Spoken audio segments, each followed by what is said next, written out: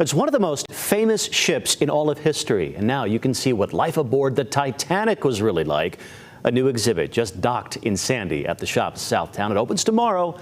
Our Alyssa Royster has given us an inside look first at what you can expect.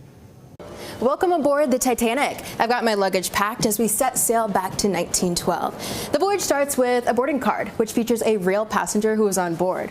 So who am I? Miss Irene Corbett, the only passenger from Utah. And she seemed to be quite the woman. She was a teacher, she was a nurse, and she wanted to study to be a midwife. So she was heading to the best school in the world that was in London. But sadly, Miss Irene wouldn't make it back. Most likely, she stayed on board and helped people in that horrible hour as Titanic sank. So as you walk through the exhibit, you really become one with your passenger.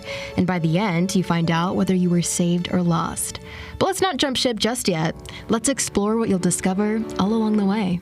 From China to an ocean view, this first-class suite was the definition of luxury. You'll also get to walk down the grand staircase, where passengers met, danced, and made their way to dinner. Just a few decks below, life looked very different. This is where people in third class stayed. They were mainly poor immigrants. Tickets cost $40, which is $940 today.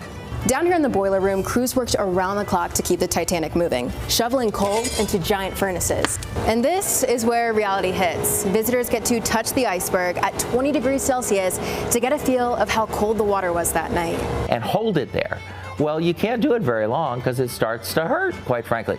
You can pull it away and warm up your hand, but imagine most people that night found themselves in that icy cold water. Out on the deck, you can almost hear the music playing. Under the starry night, musicians set up their instruments to comfort passengers. They knew pretty soon that they weren't going to get in a lifeboat. They knew the Titanic was sinking, but they thought about the passengers, and they stayed on that deck until the bitter end, playing music that was most calming for that moment. And the one that was said to be the last song they ever played was "Nearer, My God, to Thee," knowing that the end was near. The exhibit then takes you below the surface to the wreck site discovered in 1985.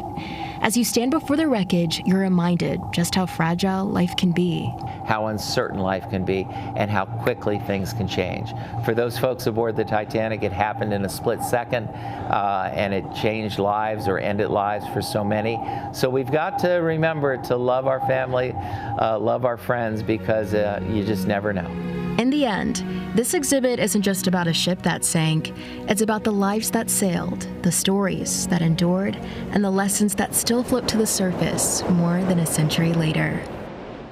Doors open at noon tomorrow. If you're interested in buying tickets, you can head over to our website, abc4.com, for everything you need to know.